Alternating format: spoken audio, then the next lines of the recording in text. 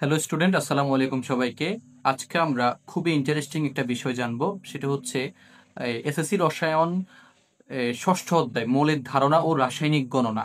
এই অধ্যায়ের মধ্যে অঙ্কগুলা করতে গেলে সবচেয়ে বেশি ছেলে মেয়েদের যে একটা বিষয় ঝামেলা হয় সেটা হচ্ছে বিক্রিয়াগুলো মিলানো।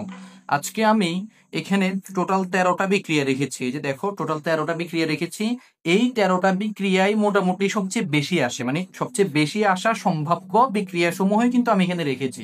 তো তোমরা যদি এই বিক্রিয়াগুলো একটু ভালো করে সমাধান করতে পারো, ইনশাল্লাহ তোমাদের মনে করো অঙ্কগুলা করতে আর খুব একটা ঝামেলা হবে না। যেমন লিমিটিং বিক্রিয়ক বলো, তারপরে প্রত্যাশিত উৎপাদক পাওয়া যায় না, বা হচ্ছে তুমি কোনো একটি বিক্রিয়ার ফলে মানে উৎপাদিত যে উৎপাদকগুলো আছে তাদের রাসায়নিক শতকরা পরিমাণ বের করা, এই ধরনের যত অঙ্ক আছে সবগুলো অঙ্ক তুমি সমাধান করতে পারবে একদম স্মুথলি।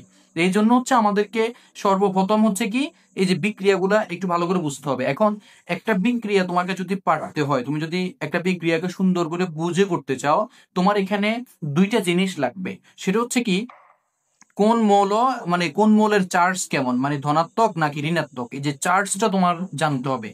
কোন মৌলের চার্জ কেমন এটা তোমাকে একটু জানতে হবে। আর দুই নম্বরে তোমাকে জানতে হবে হচ্ছে যোজনী। এই দুইটা জিনিস তুমি জানলে তুমি মোটামুটি বিক্রিয়াগুলো স্মুথলি ভাবে বুঝে ফেলবা। তাহলে আজকে আমরা যোজনী এবং চার্জ এই দুইটা জিনিস আলোচনা করতে করতেই কিন্তু আমরা এই বিক্রিয়াগুলো সম্পন্ন করবো। তো আমাদের এখানে প্রথম যে বিক্রিয়াটি আছে, H2SO4 প্লাস হচ্ছে পটাশিয়াম হাইড্রোক্সাইড। ঠিক আছে, এখানে আমি এই যৌগগুলোকে মাঝে মধ্যে তোমাকে প্রশ্নে তাদের বাণিজ্যিক নাম দিতে পারি। এগুলো তো রাসায়নিক সংকেত, রাসায়নিক নাম। তোমাকে বাণিজ্যিক নাম দিয়ে বলতে পারে যে এই বিক্রিয়াটা এটার সাথে এটা বিক্রিয়া করছে। তাহলে তুমি তখন কি করবে? যেমন এটা সালফিউরিক অ্যাসিড, এটা হচ্ছে কি কস্টিক সোডা। ঠিক আছে, এটা হচ্ছে কস্টিক সোডা। তাহলে এই সালফিউরিক অ্যাসিড ও কস্টিক সোডার বিক্রিয়া, তোমাকে এই কথা বললে তখন তুমি কি করবা? তো এই জন্য হচ্ছে আমি কিছু যৌগের বাণিজ্যিক নাম লিখে রেখেছি, তুমি এই বাণিজ্যিক নামগুলো একটু দেখো। সোডিয়াম হাইড্রোক্সাইড, এটাকে বাণিজ্যিক ভাবে বলা হয় হচ্ছে কস্টিক সোডা। আর সোডিয়াম কার্বনেট যেটা, সেটাকে বলা হয় সোডা অ্যাশ। আর পটাশিয়াম হাইড্রোক্সাইড, যেটা আমি একটু আগে মিস্টেক করছি, সেটা হচ্ছে কস্টিক পটাশ হবে। আর ক্যালসিয়াম কার্বনেটকে বলা হয় চুনা পাথর, ক্যালসিয়াম হাইড্রোক্সাইডকে বলা হয় স্লাইড লাইম, অথবা তুমি এটাকে চুনের পানিও বলতে পারো। ঠিক আছে, তারপর হচ্ছে সোডিয়াম হাইড্রোজেন কার্বনেট, যেটা এটাকে বলা হয় বেকিং সোডা বা বেকিং পাউডার। ক্যালসিয়াম হাইফোক্লোরাস, এই যে ক্যালসিয়াম হাইফোক্লোরাস, এটা হচ্ছে ব্লিচিং পাউডারের সংকেত। অ্যামোনিয়াম হাইড্রোক্সাইড, সেটা হচ্ছে গ্লাস ক্লিনার। তবে গ্লাস ক্লিনারের আবার মূল উপাদান যেটা, সেটা হচ্ছে অ্যামোনিয়াম। ঠিক আছে, আচ্ছা, এরপরে ক্যালসিয়াম অক্সাইড হচ্ছে কি চুন। তাহলে এই মানে কিছু বাণিজ্যিক নাম আমি লিখে দিয়েছি। আসলে এখানে যতগুলো লাগবে আর কি, অর্থাৎ এই অধ্যায় করতে যেগুলো লাগবে সেগুলো লিখছি। এভাবে কিন্তু অনেক যৌগের বাণিজ্যিক নাম আছে। তাহলে আমরা এখন আমাদের আজকের বিক্রিয়াগুলো একটু দেখি। বিক্রিয়ার মধ্যে প্রথমে যেটা দিল H2SO4 পটাশিয়াম আর হচ্ছে কি প্লাস পটাশিয়াম হাইড্রোক্সাইড। কেমন?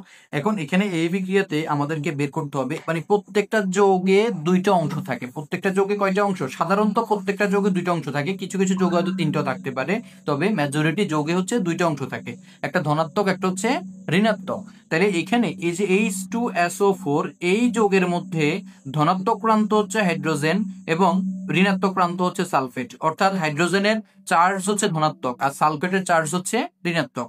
আর এই জায়গা থেকে হচ্ছে তোমার এই যে সালফেট, যেটা সালফেটের যোজনী হচ্ছে 2, বিষয়টা একটু বুঝো। সালফেটের যোজনী হচ্ছে 2 আর তোমার হাইড্রোজেনের যোজনী হচ্ছে 1। আচ্ছা, আমরা ধনাত্মক ঋণাত্মক প্রান্ত, এটা হচ্ছে ধনাত্মক, এটা হচ্ছে ঋণাত্মক, এটা বুঝে ফেলছি। এরপরে এই অংশটা, এখানে পটাশিয়ামটা হচ্ছে ধনাত্মক আর OH যেটা, সেটা হচ্ছে ঋণাত্মক। তাহলে এই যৌগেরও ধনাত্মক ঋণাত্মক আমরা দেখলাম, এই যৌগেরও ধনাত্মক ঋণাত্মক আমরা পেলাম। এখন হচ্ছে তুমি এখানে যে ধনাত্মকটা আছে এটা চলে যাবে ঋণাত্মকের সাথে, এখানে যে ধনাত্মকটা আছে এটা চলে যাবে এটা ঋণাত্মকের সাথে, অর্থাৎ পটাশিয়াম এবং সালফেট বিক্রিয়া করবে। তো পটাশিয়াম সালফেট এটা লিখবো আমরা। এখন এই যে পটাশিয়াম সালফেট, তুমি এটা লিখতে গেলে একটু কথা একটা মাথায় রাখতে হবে, সেটা হচ্ছে যোজনী। যেমন সালফেটের যোজনী হচ্ছে 2 আর পটাশিয়ামের যোজনী হচ্ছে 1। এই পটাশিয়ামের যোজনী 1 এটা দিবে সালফেটকে, আর সালফেটের যোজনী 2 এটা দিবে কাকে? পটাশিয়ামকে। ঠিক আছে, তো এক যোজি হইলে মানে যখন একটা ইয়ের সাথে আমরা পরমাণু 1 লিখতে যাবো তখন 1 না লিখলেও চলবে।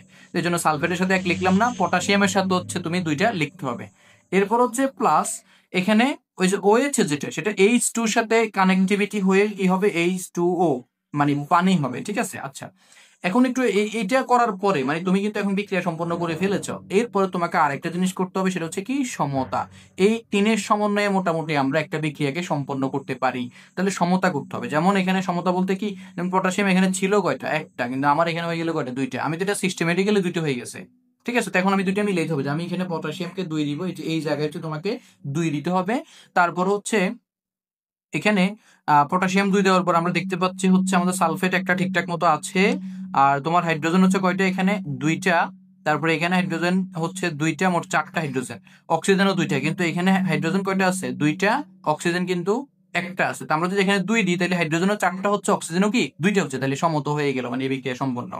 এরপর একটু দেখো, এই যে potassium chloro oxide, potassium chloro oxide যেটা, এখানে এই পটাশিয়াম ধনাত্মক, ক্লোরিন হচ্ছে ঋণাত্মক, অক্সিজেন আবার ঋণাত্মক। আমরা পটাশিয়াম এবং ক্লোরিনকে অ্যাডজাস্ট করে একটা বিক্রিয়া করতে পারি, মানে একটা যৌগ গঠন করতে পারি, পটাশিয়াম ক্লোরাইড, যেটা হচ্ছে একটা লবণ। তাহলে পটাশিয়াম ক্লোরাইডের মধ্যে পটাশিয়ামের যোজনী হচ্ছে 1 আর ক্লোরিনের যোজনী হচ্ছে 1। তাহলে এই ক্লোরিনের যোজনী 1 পটাশিয়ামকে দিবে, পটাশিয়ামের যোজনী 1 ক্লোরিনকে দিবে। তো দুই জায়গায় কিন্তু 1, আমরা একটা লিখলাম না। তাহলে পটাশিয়াম ক্লোরাইড প্লাস হচ্ছে তোমার এখানে থাকে কি O2, মানে অক্সিজেন 2টা থাকে। অক্সিজেন কয়টা থাকে, যে অক্সিজেনকে তুমি লিখতে গেলে দ্বি পরমাণু হিসেবে লিখতে হবে। এখন এখানে এবার করতে হবে কি, তোমাকে সমতা করতে হবে। তো সমতার জন্য তোমার এখানে এই যে অক্সিজেন কয়টা আছে, অক্সিজেন এখানে আছে হচ্ছে 3টা, কিন্তু এখানে কয়টা হয়ে গেল, 2টা হয়ে গেল। তো এই জন্য হচ্ছে আমরা এখানে যদি লিখি হচ্ছে 3 লিখি, এখানে যদি আমরা 3 লিখি, তাহলে 3 দুগুণে 6। তাহলে এখানে যদি আমরা 2 লিখি, তাহলে পটাশিয়াম ক্লোরাইড এই জায়গায় আমরা 2 লিখতে হবে। আশা করি বুঝতে পারছো যে আমরা এখানে এটাকে সমতা করলাম, এরপরে এখানে এটাকে সমতা করলাম। সব মিলাই হচ্ছে আমাদের এই বিক্রিয়া সম্পন্ন হলো। এরপর হচ্ছে HNO3, এটাকে নাইট্রিক অ্যাসিড বলা হয়। আর এটা কার সাথে বিক্রিয়া করতে, সোডিয়াম হাইড্রোক্সাইড অর্থাৎ কস্টিক সোডার সাথে। তাহলে এইখানে হচ্ছে আবার এই যে হাইড্রোজেন ধনাত্মক, হাইড্রোজেন কি ধনাত্মক, আর নাইট্রোজেনটা হচ্ছে ঋণাত্মক। এখানে আবার সোডিয়াম ধনাত্মক, হাইড্রোক্সাইড হচ্ছে কি ঋণাত্মক। তো এখানে সোডিয়াম ধনাত্মক যেটা, এটা ওই যে নাইট্রেটের সাথে যাবে, ঠিক আছে। তো এখানে আবার তোমাকে একটা জিনিস মনে রাখতে হবে, সোডিয়ামের যোজনী 1 আর নাইট্রেটের যোজনী হচ্ছে কত, নাইট্রেট একটা কিন্তু যৌগমূলক, নাইট্রেট একটা কি যৌগমূলক। যে যৌগসমূহ নিজেদেরকে মৌল বলে দাবি করে বা তারা মৌলের মতো আচরণ করে, তাদেরকে বলা হয় যৌগমূলক। তাহলে নাইট্রেট এর যোজনী 1, এটা সোডিয়ামকে দিবে, সোডিয়ামের যোজনী 1, এটা নাইট্রেটকে দিবে। তো 1 1 যখন ট্রান্সফার করবে ওরা, এটা কিন্তু যেমনা সেমনি থাকবে, এটা চেঞ্জ, মানে আমরা ওই যে সংখ্যাটা 1 সেটে বসানো লাগবে না। এরপর আর থাকে কি, যে এইচ আর এখানে ওএস থাকে, দুইটা মিলাই হয় H2O। আর এখানে অটোমেটিক সমতা হয়ে গেছে, তোমাকে আর বাড়তি করে সমতার ঝামেলা করা লাগবে না। এবার আমরা পরবর্তী বিক্রিয়া যাই। এখানে এই যে ম্যাগনেসিয়াম কার্বনেট আর হাইড্রোক্লোরিক, এখানে ম্যাগনেসিয়াম হচ্ছে ধনাত্মক, কার্বনেট হচ্ছে ঋণাত্মক। তাহলে এখানে ধনাত্মক, এটা ঋণাত্মক। আচ্ছা, এখানে হাইড্রোজেন ধনাত্মক, ক্লোরিন ঋণাত্মক। তাহলে এখানে ধনাত্মককে ম্যাগনেসিয়াম আর এখানে ঋণাত্মককে ক্লোরিন, দুইটা মিলাই হবে ম্যাগনেসিয়াম ক্লোরাইড। তবে এখানে একটু কথা আছে, সেটা হচ্ছে ম্যাগনেসিয়াম যোজনী 2 ছেড়ে দিবে কাকে, ক্লোরিনকে, যে ক্লোরিনকে 2 যোজি দিয়ে দিল, আর ক্লোরিনের 1 ছেড়ে দিবে ম্যাগনেসিয়ামকে। আমরা ওই 1 যোজিটা না লিখলেও চলবে। তারপর হচ্ছে আমাদের আর থাকলো কে, যেমন এই যে কার্বনেট আর হাইড্রোজেন, এই অংশগুলো এভাবে থাকলে কার্বনেট থেকে আমরা লিখতে পারি কার্বন ডাইঅক্সাইড, কি লিখতে পারি, কার্বন ডাইঅক্সাইড। তারপরে আমরা এখানে বাকি থাকে আর হাইড্রোজেন একটা, আমরা এখানে H2O লিখতে পারি, এখানে যেহেতু অক্সিজেন একটা থাকে H2O লিখতে পারি। আর এখানে দেখো এই যে ক্লোরিন কিন্তু 2 পরমাণু হয়ে গেল, কিন্তু ক্লোরিন এখানে একটা, আমরা কিন্তু এখানে যদি 2 দিই, তাহলে এই যে H2, এই 2 কিন্তু এখানে মিলে গেল। তাহলে এই বিক্রিয়া কিন্তু সম্পন্ন। আশা করি তোমরা এটা বুঝতে পারছো। এরপরে হচ্ছে এই নাইট্রোজেন এবং হাইড্রোজেন, এই দুটো বিক্রিয়া করে কি হচ্ছে, নাইট্রোজেন ধনাত্মক, সরি নাইট্রোজেন হচ্ছে ঋণাত্মক আর হাইড্রোজেন হচ্ছে ধনাত্মক। তাহলে হাইড্রোজেন এবং নাইট্রোজেন বিক্রিয়া করে হবে NH3, কি হবে NH3। আর যেখানে হচ্ছে এই NH3 মিলাইতে গেলে হচ্ছে তোমাকে আবার এখানে কি করতে হবে, যেমন N এখানে আছে 2টা, তো তোমাকে এখানে 2টা তো মিলাইতে হবে। তো এই জন্য আমরা এখানে 2 দিলাম, 3 দুগুণে 6 হাইড্রোজেন হয়ে গেল। তাহলে আমি যদি এখানে 3 দিই, তাহলে সমতা হয়ে গেল। তোমরা একটা কাজ করো, আগে প্রথমে তোমরা এই অংশগুলো লিখে নাও, তাহলে তোমাদের বুঝতে সুবিধা হবে, কারণ আমি তো এখানে দাগ দিয়ে পুরাই ফেলতেছি। তাহলে তোমরা কিন্তু এই জিনিসটা বুঝতে সুবিধা হবে, আগে এগুলা লিখে নাও। তারপরে যে আমার বিক্রিয়াগুলা তোমরা হচ্ছে আমি এখন পার্ট বাই পার্ট বলতে বলতে তোমরা লিখো বা বুঝো আগে। তারপর হচ্ছে এই যে আমরা এটা যেটা ইন্দ্র সম্পন্ন। এরপরে ক্যালসিয়াম কার্বনেট আর হচ্ছে কি হাইড্রোক্লোরিক, এখানে ক্যালসিয়াম হচ্ছে ধনাত্মক, কার্বনেট হচ্ছে ঋণাত্মক, আর এই অংশ হচ্ছে হাইড্রোজেন ধনাত্মক, ক্লোরিন হচ্ছে ঋণাত্মক। এই যে ধনাত্মক ঋণাত্মক চিহ্নিত করার পরে এবার হচ্ছে কি, এখানে ধনাত্মকের সাথে এখানে ঋণাত্মক, অর্থাৎ ক্যালসিয়াম ক্লোরাইড, কেমন। তারপর হচ্ছে প্লাস। আচ্ছা, এই অংশটা আমরা একটু ইয়ে করি, এখানে ক্লোরিনের যোজনী 1 দিব ক্যালসিয়ামকে, আর ক্যালসিয়ামের যোজনী 2 ছেড়ে দিবে ক্লোরিনকে, মানে একের বেশি হলে লিখতে হবে কিন্তু। আচ্ছা, এরপর হচ্ছে এখানে আমরা এটা তো লিখলাম, এরপর এখানে কি থাকে, আর যে কার্বনেট আর এইচ থাকে, কার্বনেট আর এইচ থাকলে আমরা সেখানে কার্বন ডাইঅক্সাইড লিখতে পারি, তারপর হচ্ছে কি লিখতে পারি, H2O অর্থাৎ পানি লিখতে পারি। আর এখানে এই যে এই জায়গায় আমরা একটা 2 দিলে মোটামুটি এটা আমাদের সমতায় চলে গেল, ঠিক আছে।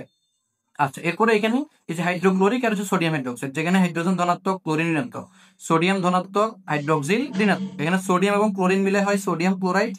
আচ্ছা, এখানে এই যে সোডিয়ামের যোজনী 1 দিবে ক্লোরিনকে, ক্লোরিনের যোজনী 1 দিবে সোডিয়ামকে, তো এক এক আর না লিখলেও চলবে। আর এখানে থাকে কি এই যে হাইড্রোজেন, আর এখানেও থাকে OH মাইনাসে, তো দুইটা মিলাই হয় H2O। আশা করি বুঝতে পারতেছো, এগুলো একদম সিম্পল জিনিস। তোমাকে আমি আগেও বলছি তিনটা জিনিস, মানে দুইটা জিনিস ভালো করে জানতে হবে, সেটা হচ্ছে কি ধনাত্মক এবং ঋণাত্মক মৌলগুলো চিহ্নিত করা, আর একটা জিনিস হচ্ছে যোজনী জানতে হবে, সমতার পার্ট হচ্ছে যদি না মিলে তখন সমতাটা করতে হবে। এবার এখানে আমরা দেখি যে সোডিয়াম কার্বনেট আর হচ্ছে কি হাইড্রোক্লোরাইড। সোডিয়াম কার্বনেটের মধ্যে তোমার এই কার্বনেট হচ্ছে যৌগমূলক, এটা ঋণাত্মক, আর সোডিয়াম হচ্ছে ধনাত্মক। হাইড্রোক্লোরিকের মধ্যে হচ্ছে হাইড্রোজেন ধনাত্মক আর ক্লোরিন হচ্ছে ঋণাত্মক। তাহলে সোডিয়াম আর ক্লোরিন মিলে হবে সোডিয়াম ক্লোরাইড। কি হবে? Sodium chloride. সোডিয়াম যদি 1, ক্লোরিনকে দিবে, ক্লোরিন যদি 1, সোডিয়ামকে দিবে, তো 1 না লিখলেও চলবে। এরপর হচ্ছে কার্বনেট আর হাইড্রোজেন থাকে, এই জায়গায় আমরা লিখতে পারি কার্বন ডাইঅক্সাইড ও H2O অর্থাৎ পানি। এখানে একটু খেয়াল করো, আমাদের এখানে হচ্ছে সোডিয়াম কয়টা ছিল? সোডিয়াম কিন্তু 2টা ছিল, আমরা এখানে কিন্তু 1টা লিখছি, কেমন 1 লিখছি, কিন্তু আমরা এখানে 2 দিতে হবে। তাহলে 2 দেওয়ার কারণে ক্লোরিন তো 2টা হয়ে গেল। তো এখানে কিন্তু এই যে হাইড্রোজেনও 2টা, আবার ক্লোরিনও 2টা, তাহলে আমরা যদি এখানে 2 দিই তাহলে মোটামুটি আমাদের এটা সমতা হয়ে গেল। এরপর হচ্ছে কি H2SO4 আর হচ্ছে কি সোডিয়াম হাইড্রোক্সাইড। H2SO4 আর সোডিয়াম হাইড্রোক্সাইড, এটা যদি আমরা বিক্রিয়া করতে চাই, H2 হচ্ছে এখানে ধনাত্মক আর সালফেট হচ্ছে কি ঋণাত্মক, সোডিয়াম হচ্ছে এখানে ধনাত্মক, হাইড্রোক্সাইড হচ্ছে ঋণাত্মক। এখানে এই যে এই তোমার সোডিয়াম আর সালফেট মিলাই হবে সোডিয়াম সালফেট, যেখানে সালফেটের যোজনী 2 সেটা দিবে সোডিয়ামকে, সোডিয়ামের যোজনী 1 দিবে সালফেটকে, সালফেটের যোজনী তখন আমরা লিখতে হবে না। এরপর হচ্ছে এই প্লাস হচ্ছে তোমার এখানে থাকে কি ওই যে H2O, মানে পানি থাকে, শুধু অনলি পানি থাকে এখানে H2O।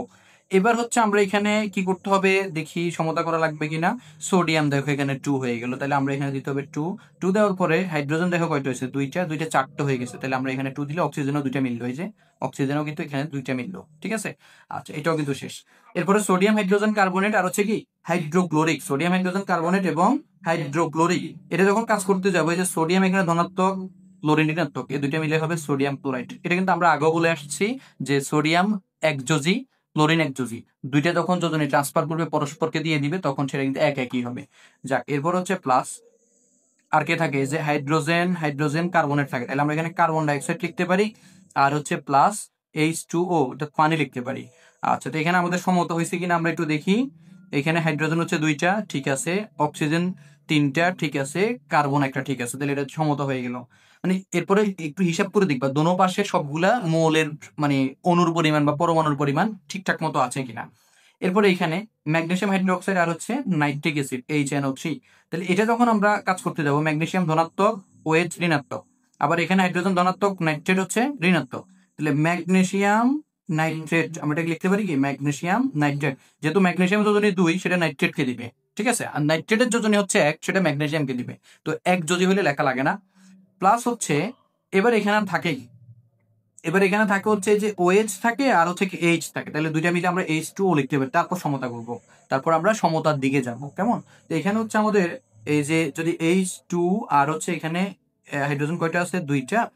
আচ্ছা, এখানে নাইট্রেটের সাথে কিন্তু 2 আছে, তাহলে আমরা এখানে একটা 2 দিতে হবে, ঠিক আছে, তাহলে হাইড্রোজেন 4টা আছে, অক্সিজেন 2টা আছে, তাহলে আমরা যদি এখানে 2 দিই তাহলে এটা হাইড্রোজেন 4টা, অক্সিজেন 2, তাহলে সমতা হয়ে গেল।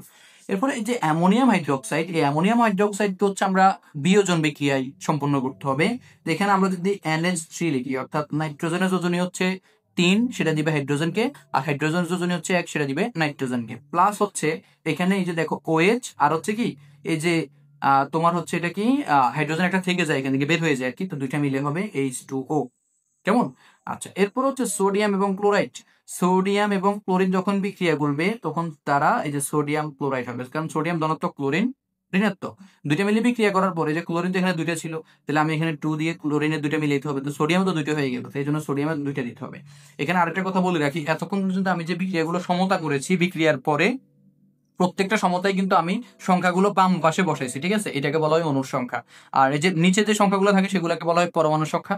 ভুলেও কিন্তু পরমাণুতে তুমি চেঞ্জ করতে পারবে না, পরমাণুতে ওই যে এগুলো যোজনী থেকে আসে, ঠিক আছে? ওগুলো তুমি চাইলেও চেঞ্জ করতে পারবে না। তুমি এটাকে সমতা করার জন্য হচ্ছে কি, যৌগের বাম পাশে তুমি ওই যে অনুর সংখ্যা পরিবর্তন করে করে তুমি এটাকে সমতা করতে পারবা। আশা করি প্রত্যেকে এই যে বিক্রিয়ার পার্টটা খুব ভালো করে বুঝেছো, এবং আজকের পর থেকে তোমাদের এই বিক্রিয়া নিয়ে আর কোনো সংশয় থাকবে না, ভয় থাকবে না। আশা করি আজকের পর থেকে প্রত্যেকে বিক্রিয়াগুলো সুন্দরভাবে করতে পারবে এবং বুঝবা। বিক্রিয়া করার জন্য আমি আবারও বলছি, বিক্রিয়া করার জন্য কিন্তু দুইটা জিনিস তোমার ইম্পর্টেন্ট লাগবে। সেটা হচ্ছে কি, এই মানে মৌলগুলার ধনাত্মক ঋণাত্মক চিহ্ন, মানে চার্জ চার্জ কার কোনটা বা কোন মৌলের কি চার্জ, এটা তোমাকে জানতে হবে। 2 নাম্বার হচ্ছে তোমাকে কি জানতে হবে, যোজনী জানতে হবে। প্রত্যেকটা মৌলের যোজনী তোমাকে জানতে হবে, তাহলে তুমি বিক্রিয়ায় ভালো করতে পারবা। এরপরে হচ্ছে সমতা। সমতার ব্যাপার হচ্ছে কি, তুমি যখন কয়েকটা বিক্রিয়া প্র্যাকটিস করবে, এখানে আমি 13টা লিখছি, তো এই 13টা বিক্রিয়া প্র্যাকটিস করলে তুমি সমতার বিষয়টা একদম ক্লিয়ার হয়ে যাবে, ঠিক আছে? আশা করি প্রত্যেকে আজকের ভিডিওটি ভালো করে এনজয় করেছো এবং ভিতর থেকে ফিল করে কেমিস্ট্রিকে বুঝতে পারছো। তো ভালো থাকবে সবাই, আসসালামু আলাইকুম।